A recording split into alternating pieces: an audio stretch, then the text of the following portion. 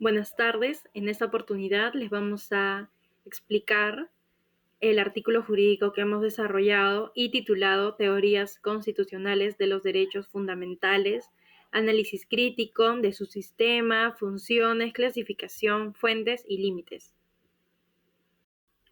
El presente artículo tiene como objetivo analizar críticamente las teorías descritas en relación con 5 ejes centrales: el sistema jurídico, las funciones, la clasificación, las fuentes y los límites de los derechos fundamentales. Para ello se empleó una metodología cualitativa de análisis documental, revisando doctrina constitucional y jurisprudencia relevante. El estudio revela que mientras la teoría liberal enfatiza la libertad individual, la jurídico-social resalta la función colectiva. La teoría de los valores y la axiológica vinculan los derechos con principios éticos superiores. La institucional y la democrática funcional destacan su papel estructurador del Estado, y la teoría de la garantía procesal resalta la necesidad de instrumentos efectivos para hacerlos valer. Se concluye que ninguna teoría por sí sola logra abarcar todas las dimensiones de los derechos fundamentales, pero su análisis comparado permite comprender mejor los desafíos de su protección en el marco del derecho constitucional. Respecto al sumario, tenemos la introducción, materiales y métodos, resultados. Dentro de los resultados vamos a ver temas tales como la definición de los derechos fundamentales, las funciones de los mismos, su clasificación, fuentes de los derechos fundamentales, la delimitación, los límites y limitaciones de los derechos fundamentales desde la perspectiva de las 6 teorías que vamos a tratar. Como palabras claves tenemos derechos fundamentales, teorías, funciones y límites. Para iniciar con la explicación del artículo jurídico, podemos mencionar que la teoría de los derechos fundamentales es esencial en el constitucionalismo contemporáneo, porque garantiza la dignidad, la libertad e igualdad en los estados constitucionales. No obstante, persiste una falta de consenso doctrinal sobre su ubicación en el sistema jurídico, sus funciones, clasificación, fuentes y límites, lo que genera tensiones en la jurisprudencia y en la práctica constitucional. Frente a ello, diversas corrientes, la liberal, la de los valores, la institucional, la democrática funcional y la de la garantía procesal, ofrecen enfoques divergentes. La hipótesis sostiene que la pluralidad de teorías enriquece el constitucionalismo al aportar miradas complementarias, aunque su dispersión puede generar vacíos en la protección efectiva. Esta investigación se justifica en la necesidad de aportar claridad conceptual y práctica, fortaleciendo tanto el debate académico como la labor jurisprudencial en la garantía de los derechos. Hemos realizado el artículo jurídico con la finalidad o con el objetivo de analizar críticamente las 6 teorías constitucionales de los derechos fundamentales en relación con su sistema jurídico, las funciones, clasificación, fuentes, límites, a fin de comprender su aporte al Estado constitucional contemporáneo. Respecto a los objetivos específicos, hemos decidido describir y comparar las teorías constitucionales de los derechos fundamentales, identificando cómo conciben su ubicación en el sistema jurídico, sus funciones y su clasificación. Asimismo, se ha evaluado los aportes y las limitaciones de cada teoría en torno a las fuentes y a los criterios de delimitación y límites de los derechos fundamentales, destacando su relevancia práctica en la interpretación constitucional. La investigación se desarrolló bajo un método de análisis documental y jurídico. Se revisaron fuentes doctrinarias como las obras de autores constitucionales contemporáneos, entre ellos César Landa, Robert Alexi y Luigi Ferrajoli, además de normas constitucionales, tratados internacionales de derechos humanos y jurisprudencia relevante de tribunales constitucionales. El método aplicado fue analítico comparativo, permitiendo contrastar las distintas teorías constitucionales de los derechos fundamentales en relación con 5 ejes: definición y ubicación en el sistema jurídico, funciones, clasificación, fuentes y límites. No se aplicaron, en este caso, técnicas estadísticas ni cuantitativas, dado que se trata de un estudio de carácter jurídico y dogmático.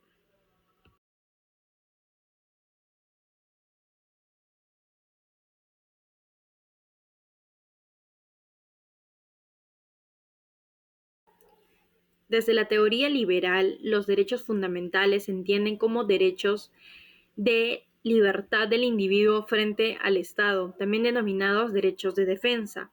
Esto significa que los derechos no se conciben como mandatos para que el Estado actúe, sino como fronteras que limitan su poder, garantizando un ámbito de autonomía personal donde las personas pueden actuar libremente sin interferencia. Se trata de un estatus negativus en el cual la libertad se protege en contra de cualquier intervención estatal. Tal definición parte del ideario de la Declaración de los Derechos del Hombre y del Ciudadano del año 1789, donde se afirma que la libertad consiste en hacer todo lo que no perturbe a los otros y que el ejercicio de los derechos naturales de cada individuo solo encuentra límites en la libertad de los demás. Por ello, la teoría liberal no reconoce condiciones materiales o sociales para el ejercicio de los derechos. La libertad se garantiza de manera incondicional siempre que se respeten los derechos ajenos.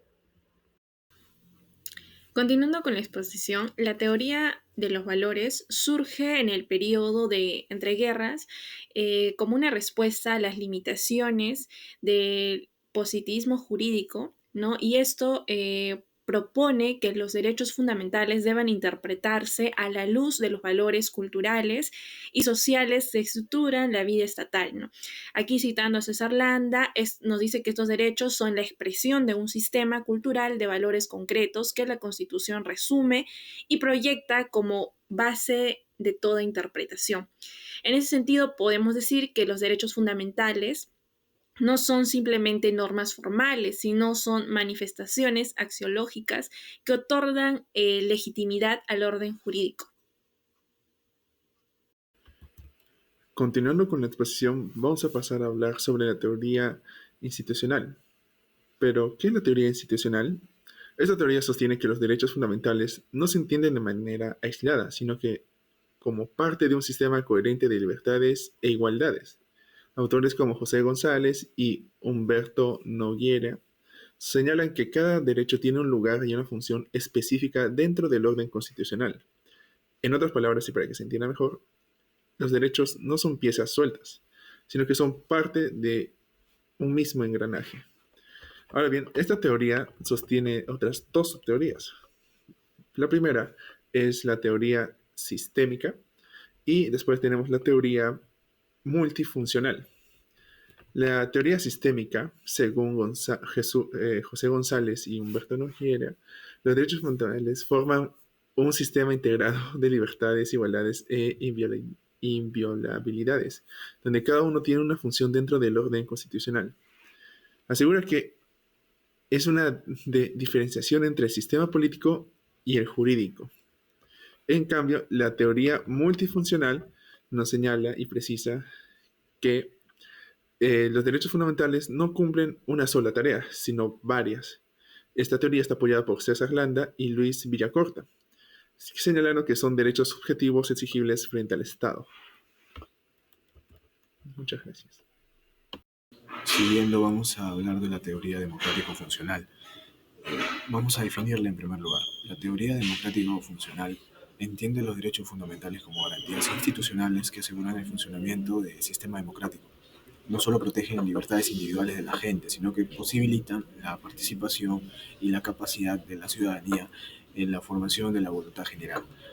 Dígase, manifiestan sus instituciones de gobierno y su gobierno en sí mismo. Bien, continuando con la exposición, yo les voy a hablar acerca de la teoría jurídico-social. ¿Y qué es esta teoría? Pues no, es que surge con la crítica a las visiones individualistas y positivistas de los derechos fundamentales, que los reducían a libertades negativas o a simples normas pragmáticas sin obligatoriedad. También menciona que se plantean dos derechos que deben entenderse con doble carácter. Primero tenemos a los derechos subjetivos, que es que los ciudadanos van a poder reclamar frente al Estado, aunque su exigibilidad sea progresiva. Después tenemos a los derechos objetivos, que esto es que va a imponer al Estado la obligatoriedad de poder crear condiciones sociales que hagan posible su ejercicio. Con ello se reconoce que los derechos económicos, sociales y culturales son verdaderos derechos normativos, esenciales para poder garantizar la libertad e igualdad reales. La teoría de la garantía procesal parte en sí de una idea fundamental. Los derechos no son efectivos por el solo hecho de estar reconocidos en una constitución o en una ley, sino que requieren de acciones y procedimientos que permitan exigirlos en la práctica. En este sentido, Habermas señala que los derechos fundamentales se concretan en la posibilidad de hacerlos valer dentro de un proceso, lo que él llama en sí un status activus processalius, es decir, la capacidad del individuo para poder participar activamente en la defensa de sus derechos. Por otro lado, también tenemos a Goerlich, el cual va a complementar esta visión al en sí destacar que los derechos deben entenderse también como garantías de procedimiento. Eso significa que no solo protegen a la persona, sino que además sirven como límites y orientaciones frente al poder estatal y en sí para poder evitar así abusos y asegurando que las autoridades puedan actuar dentro de un marco de legalidad y respeto. Bueno, en resumen, esta teoría nos recuerda que los derechos fundamentales no se quedan solamente en el plano teórico, sino que adquieren verdadera eficacia gracias a los mecanismos procesales que permiten defenderlos y que obligan en sí al Estado a poder respetarlos.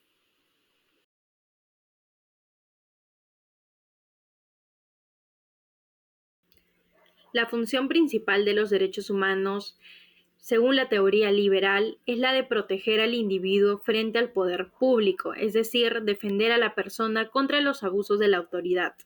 Los derechos operan como barreras de contención de la autoridad, protegiendo al ciudadano de intromisiones arbitrarias. De allí derivan garantías como que nadie está obligado a hacer lo que la ley no manda, ni impedido de hacer lo que ella no prohíbe, y la prohibición de la retroactividad. Los derechos, por tanto, tienen un efecto privado de defensa de la persona y un efecto público de limitación de la autoridad.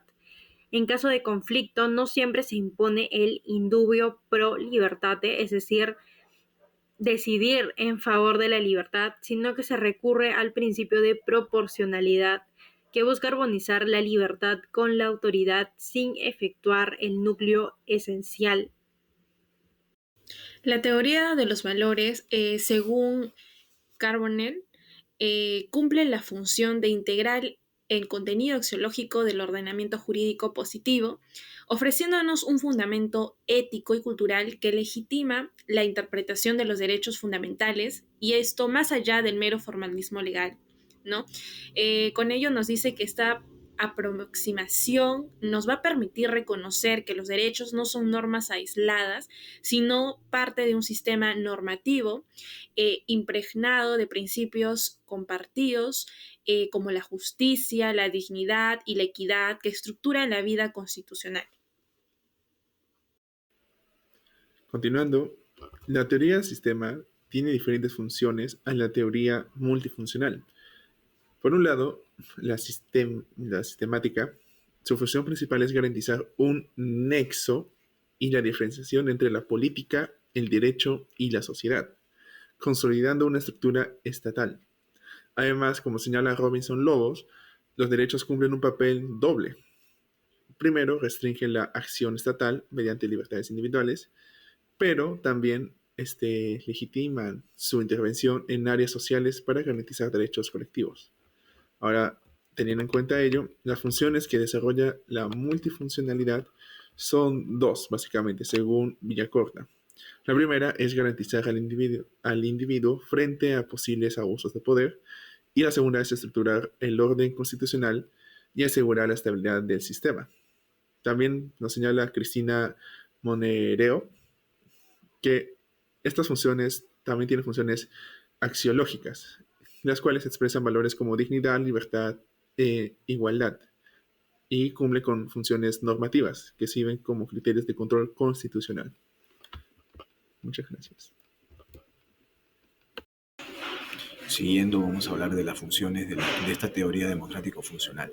En primer lugar, tenemos de que sirve para garantizar la participación política de la ciudadanía, por ejemplo, con el voto, la asociación y la libre expresión. En segundo lugar, tenemos lo que es preservar la legitimidad del Estado y la calidad democrática dentro de una sociedad. Y en tercer y último lugar, tenemos lo que es servir de infraestructura para el control del poder público. Bien, continuando con la exposición, les voy a hablar acerca de la función de la teoría jurídico-social, pero antes debemos entender de que los derechos no solo van a proteger al individuo, sino que estos cumplen ciertas funciones esenciales. La primera función de garantía social es que va a obligar al Estado a poder asegurar condiciones de vida digna que hagan posible los ejercicios real de los derechos. La segunda función es prestacional. Esto es que va a imponer el deber de la acción al Estado, como implementar políticas en salud, en educación, en vivienda y de seguridad social. Por último, la función de cohesión social, esto es que va a vincular la libertad individual con la igualdad y la justicia, orientando a qué? A que los derechos hacia la justicia distributiva y la reducción de desigualdades. En este marco, los derechos se conciben como instrumentos para la igualdad y la justicia social, más allá de simples libertades individuales. Bien, los derechos fundamentales en sí, respecto a la teoría de garantía procesal, van a cumplir tres funciones principales. En primer lugar, tienen una función garantista, porque aseguran que la persona cuente con recursos judiciales y administrativos efectivos frente a cualquier vulneración.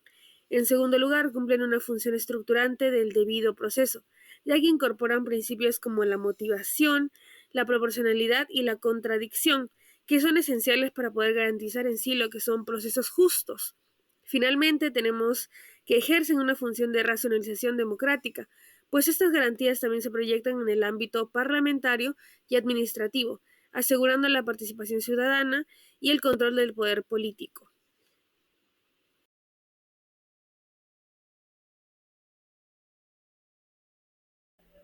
La teoría liberal privilegia los derechos civiles y políticos, también conocidos como libertades clásicas o negativas. Estos incluyen la libertad personal, la libertad de expresión, el derecho de propiedad, la libertad de contrato y el derecho a la intimidad, entre otros.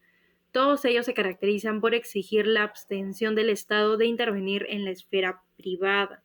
En contraste, se descarta el reconocimiento de derechos económicos, sociales y culturales como verdaderos derechos fundamentales, ya que suponen obligaciones positivas para el Estado, tales como proveer servicios, garantizar prestaciones, lo cual contradice la lógica liberal de la mínima intervención.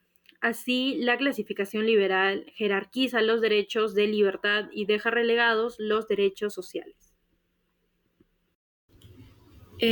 Según Smith y Valadez, nos dicen que la teoría de los valores puede clasificarse en tres dimensiones interrelacionadas. Esta es una dimensión objetiva en la que los derechos fundamentales representan el orden axiológico de la comunidad y orientan al conjunto del sistema jurídico, y una dimensión subjetiva que concibe a los derechos como facultades tanto individuales vinculadas a este marco de valores, y una dimensión dinámica o histórica en la que los valores se transforman y reconfiguran, ¿no?, según los cambios sociales y culturales. En ese sentido, podemos decir, como nos señala Valadez, que la teoría de los valores integra el orden axiológico al sistema constitucional, en donde los derechos fundamentales van a funcionar como una expresión objetiva y subjetiva de los valores en la comunidad. Continuando, la clasificación de la teoría sistémica se divide o se clasifica en tres. Primero, la delimitación del poder político, la legitimidad de la acción estatal y la coherencia del orden jurídico. En cambio, la teoría multifuncional presenta dos niveles. La primera, que es por las funciones, que se refiere a las funciones que tiene el derecho fundamental, como normativa, axiológicas, garantistas, estructurantes, sociales y políticas. Y por otro lado, tenemos por su impacto y alcance, el cual abarca desde los derechos civiles y políticos hasta los derechos sociales, culturales, colectivos y ambientales. Ferrajoli, por ejemplo, distingue entre el derecho de libertad, derechos sociales y derechos de poder político, todos integrados en un mismo marco sin jerarquías estrictas. Ahora, siguiendo, hablaremos de la clasificación de esta teoría democrática funcional. ¿Cómo es que clasifica los derechos fundamentales? Esta teoría da una prioridad a lo que son los derechos de participación política como el voto, la libertad de expresión, la asociación e información. Asimismo, les otorga protección reforzada frente a otros derechos en caso de conflicto, es decir, pondera y pone en una posición superior a estos derechos básicos políticos que dan forma a la estructura política de una nación. Bien, continuando con la clasificación, la teoría jurídico-social da un lugar central a los derechos económicos, sociales y culturales, dejando verlos como la segunda categoría y reconociéndolos a la vez como parte esencial de los derechos fundamentales. Incluyen derechos como la educación, salud, trabajo digno y seguridad social que son exigibles y vinculantes, aunque su cumplimiento de estos vaya a ser progresivos. Además, esta teoría resalta, pues, ¿no?, la interdependencia de los derechos. No es posible ejercer plenamente los derechos civiles y políticos sin condiciones sociales básicamente garantizadas. De esta manera, se supera la visión clásica de las generaciones de derechos, afirmando que los derechos sociales tienen la misma jerarquía de los derechos civiles y políticos y que todos se fortalecen, ¿no?, mutuamente. Respecto a la teoría de la garantía procesal, en sí se clasifican los derechos fundamentales según la forma en que se garantizan. Primero encontramos los derechos de tutela directa, como el habeas corpus, el amparo o el debido proceso, en sí cuyo contenido va a ser esencialmente procesal porque su defensa se da directamente en un procedimiento. En segundo lugar están los derechos sustantivos, con garantías reforzadas, como la libertad de expresión o de asociación, que requieren procedimientos esenciales para poder asegurar la participación y el pluralismo. Finalmente tenemos los derechos sociales y prestacionales, que exigen vías procesales específicas para poder garantizar en sí lo que son condiciones mínimas de vida digna, tal como lo señala el doctor Landa.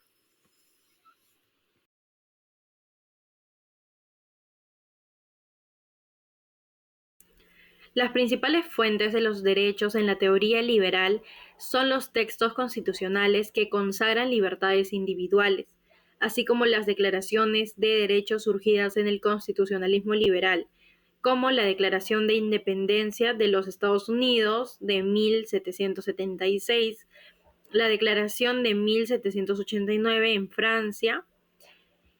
Estas normas se conciben como mandatos al legislador de no intervenir, configurando una vinculación negativa del legislador frente a los derechos. También la ley formal aparece como fuente, aunque en un papel limitado, pues se debe respetar la esfera de la libertad individual. Según César Landa, la teoría de los valores tiene como fuente la filosofía axiológica desarrollada por Scheller y Hartmann, la teoría de la interpretación de Smith en el periodo de entreguerras y la posterior consolidación jurisprudencial del Tribunal Constitucional Alemán, que atendió a los derechos fundamentales como parte de un orden objetivo de valores, ¿no? A partir de estas influencias, la doctrina contemporánea ha reconocido que los derechos fundamentales cumplen una doble función, que sería como garantías individuales y como manifestaciones de un sistema axiológico que legitima el orden constitucional. Continuando con la exposición, las fuentes de los derechos fundamentales, según la teoría institucional, no se limitan a la Constitución, sino que provienen también de la historia, la práctica social y el derecho internacional. Según la teoría sistemática, esta los concibe como parte de un sistema jurídico equilibrado, mientras que la teoría multifuncional destaca su origen plural y sus diversas funciones de proteger al individuo, organizar al Estado y asegurar la participación democrática. Siguiendo, ahora vamos a tocar lo que son las fuentes de esta teoría. Esta teoría tiene como fuentes, en primer lugar, a la Constitución y los tratados internacionales. En segundo lugar, tenemos a lo que es la jurisprudencia constitucional e internacional. Y en tercer lugar, a los principios generales del derecho interpretados para fortalecer la democracia.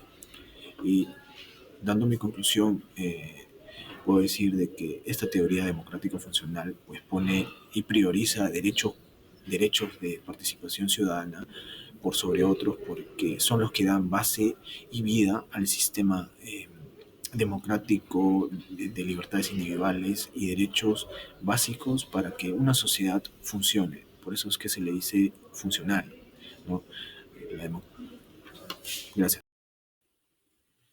Bien, respecto a las fuentes de los derechos fundamentales en la teoría jurídico-social, son diversas.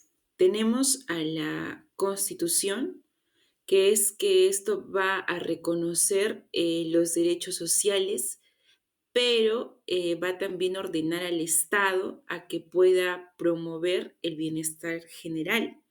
Luego tenemos a la Constitución económica, que esto es que va a interpretar los derechos en función a la organización socioeconómica y a la justicia distributiva. Luego tenemos el derecho internacional, que especialmente es el Pacto Internacional de los Derechos Económicos, Sociales y Culturales, que esto hace que obliga a poder garantizar que estos derechos se dé bajo el principio de progresividad. Y por último, tenemos a la jurisprudencia constitucional. Esto es que va a definir el alcance de exigibilidad de los derechos sociales, así asegurando un contenido esencial y obligaciones mínimas que el Estado no puede ignorar.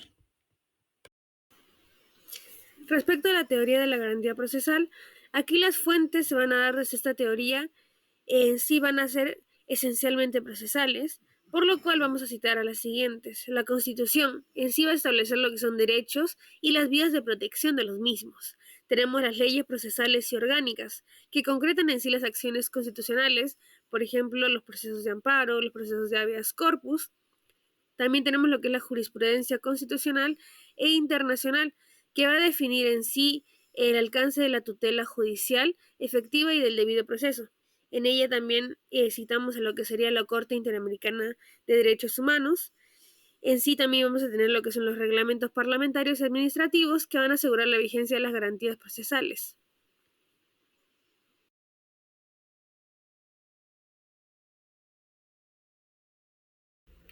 Bajo la teoría liberal, los límites de los derechos se derivan únicamente del respeto a los derechos de los demás. El artículo 4 de la Declaración de 1789 es claro.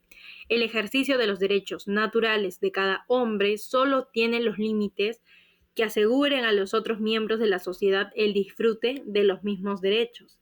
Esto implica que los derechos no deben ser restringidos por razones de política pública o de conveniencia estatal, sino exclusivamente para garantizar la coexistencia pacífica de las libertades. La ley solo puede intervenir para organizar el marco general, abstracto y formar sin condicionar la libertad a fines sociales o materiales. Bien, la teoría de los valores se delimita al entender los derechos fundamentales como expresiones de un orden axiológico que fundamenta y orienta al sistema jurídico. No obstante, sus límites surgen frente a la pluralidad cultural y a la dificultad de determinar, ¿no?, objetivamente cuáles son los valores esenciales en una comunidad. A ello se le suma la indeterminación conceptual de los valores, el riesgo de sujetismo judicial al dejarnos a criterio de los intérpretes, así como los inevitables conflictos, ¿no?, entre los valores que requieren técnicas de ponderación para resolverse. Asimismo, su carácter histórico y cultural se evidencia que los valores no son estáticos, ¿no? Como sabemos, estos van cambiando conforme la sociedad se va adaptando, ¿no? Y a su vez, esas limitaciones se manifiestan cuando la interpretación axiológica corre el riesgo de imponer visiones mayoritarias y relegar a minorías. Cuando hablamos de los derechos fundamentales, es esencial distinguir entre la delimitación, los límites y limitaciones. Desde la teoría institucional, estos conceptos no buscan debilitar al derecho, sino integrarlo dentro de la vida en comunidad. La teoría sistemática explica que los derechos solo pueden entenderse en equilibrio dentro del sistema constitucional, por lo que sus límites son expresión de esa coherencia global. En cambio, la teoría multifuncional resalta que los derechos cumplen varias funciones y por ello sus limitaciones responden tanto a la protección del individuo como al aseguramiento del orden democrático y la organización del propio Estado. Bien, continuando, la teoría jurídico-social reconoce que los derechos fundamentales, especialmente los sociales, tienen ciertos límites. Tenemos por el lado económico que estos van a depender de los recursos y los presupuestos del Estado. En lo político es que va a requerir la voluntad de los poderes públicos y acuerdos entre gobierno y oposición, y la progresividad que debe cumplirse de forma gradual según los recursos, pero sin retroceder en los avances globales. El riesgo es que estos derechos se ven condicionalmente por la economía o la política, que van a crear una brecha entre lo jurídico y lo real. Sin embargo, con un compromiso estatal orientado a la justicia social, los derechos pueden garantizar la dignidad humana, la libertad y las igualdades reales. Respecto a la teoría de la garantía procesal, en sí se entiende que delimitar un derecho significa fijar cuál es su núcleo esencial desde una perspectiva procedimental. En otras palabras, cualquier restricción que se imponga a un derecho solo será válida si se respetan los mecanismos procesales que permitan su defensa. Estos límites provienen de la Constitución y de la necesidad de armonizar en sí derechos que puedan entrar en conflicto. Además, las limitaciones legales solo son legítimas si cumplen con principios como la proporcionalidad y la razonabilidad, tal como lo señala Robert Alexi. Desde esta visión, el proceso cumple un doble rol. Es límite, porque controla que las restricciones respondan a fines constitucionales, y es garantía, porque ofrece acciones efectivas para poder impugnarlas y proteger los derechos afectados.